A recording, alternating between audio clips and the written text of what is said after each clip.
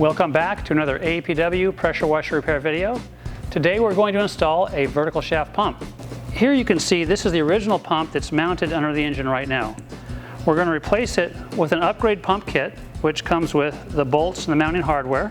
As you can see, this pump looks totally different than the original. The original pump is a very unique pump, not seen on very many models of pressure washers, and is no longer made. Normally, the first thing we would do would be to remove the bottom cover of the pressure washer that encases the pump. However, this pressure washer came to us without that part attached to it. Normally, you would use a Torx T20 and T27 to remove the screws so that you can access the underside of it. And since that part's not there, we're going to have to skip that process. So the next stage we would be going to would be to tip the pressure washer back. And we've got 4 bolts that hold the pump to the bottom of the engine. You can use a 13 or a ½ inch wrench to do that. You would not use a socket as there's not enough room to fit in there. So I'm going to take those bolts out now. Now that we've got the 4 bolts out, the next step is going to remove the center bolt that goes up through the center of the pump and attaches to an adapter on the shaft of the engine.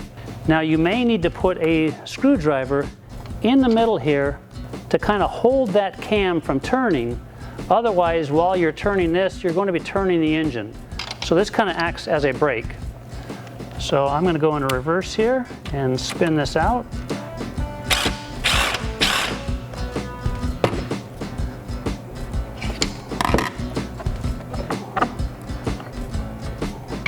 There we go.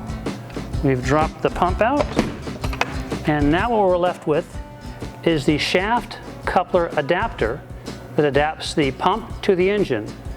Now on this coupler, we've got a 5/16 Allen set screw. So we can take our Allen wrench,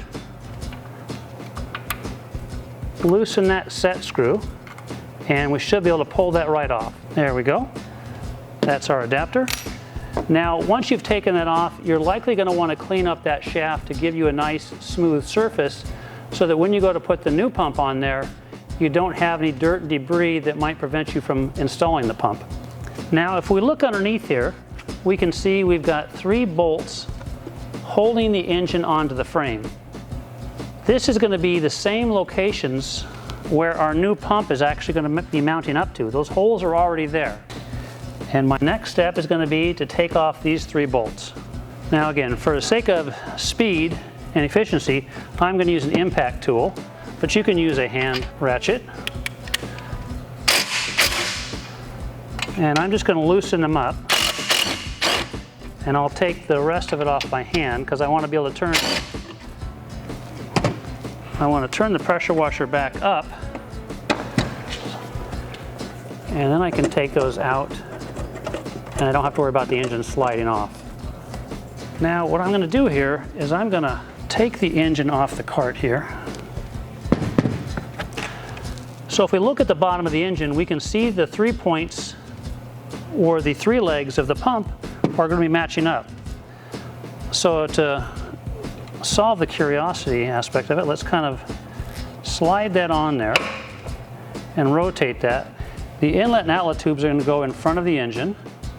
And so we can see that these 3 legs line up with those 3 bolt holes. So now let's take this off and mount the engine.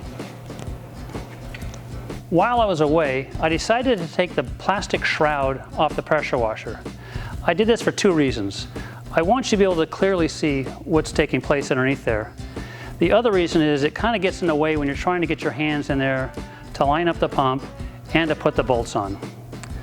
With that off, I'm going to tip it back so I can show you something regarding the shaft key and the engine shaft. Now normally when installing the pump, you're going to be holding the shaft key in place here.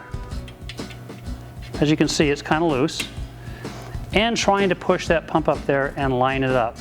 Now there's not a lot of room in there for your hands while you're trying to do that. So a couple things you can try and do to hold that key in position. You can put tape around it, a rubber band, and I've heard of people actually tack welding the key into position.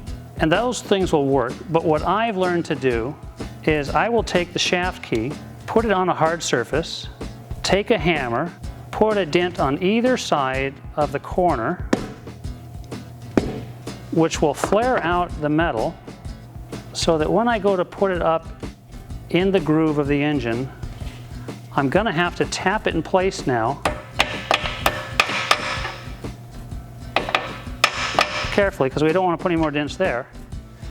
Now the key is wedged in there, it's tight, it's not going to move.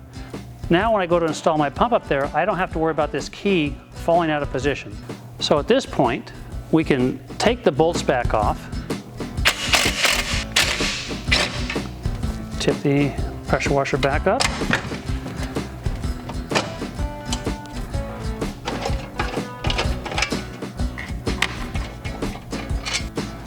okay, we've got the 3 bolts off. Our engine is still in position on the cart. We haven't moved it, so the bolt hole should be lining up. Now our pump kit's going to come with 3 bolts, 3 spacers, 3 washers, and 3 nuts. In this particular application, we're not going to use the spacers. On some models, the pump has to hang down a little bit because there is a lower portion of the engine that will interfere with it. And that's what the spacers are used for.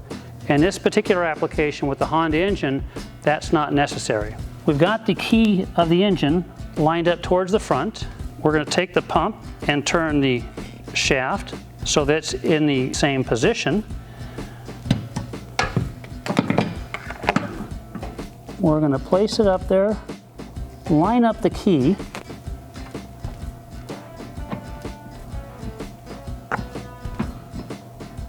and as we get it lined up there, we can start to push the pump up. There we go. And we've gone up as far as we can by hand. Now at this stage, I've got some blocks of wood that I can put under the pump to keep the pump from falling down. We don't want to put a nut and bolt up in there and tighten it to try and pull the pump upward. If we do that, it can pull the pump crooked and bind it at the shaft and put extra stress on the arm or the leg of the pump, and it'll break it or crack it. Now with the pump supported and lined up, now we can take our nuts, bolts, and washers to secure the pump. We'll start with, I'm going to pick this one back here since it's easiest for me to reach right now.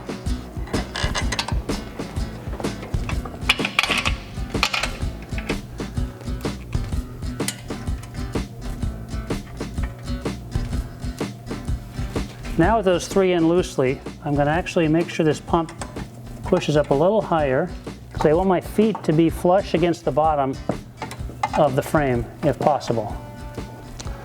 Okay, I'm going to slowly and carefully tighten one of these .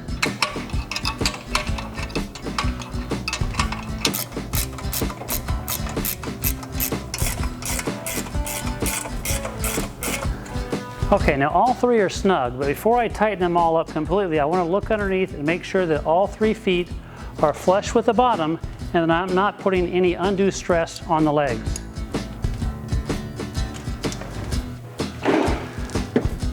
And as you can see, everything looks okay. Now actually, this will be an easier position for me to tighten this up the last bit. Okay. The pump is installed. The bolts are going through the legs of the pump, through the frame, through the engine, and everything is secured. It's nice and tight. We tip it back up. Next thing we want to do is we want to take the recoil and we're going to give it a pull. We want to make sure there's no binding taking place and that it's turning over freely, just like it would have done prior to putting the pump on there. Okay, that's pulling normal. You've got the same connections for your hoses. A garden hose connection and a high pressure hose connection. You don't need to worry about anything in terms of covering the pump because it doesn't have any external moving parts like the original pump. Now at this stage, we're all completed. All we have to do now is go out and hook up the pressure washer and give it a test.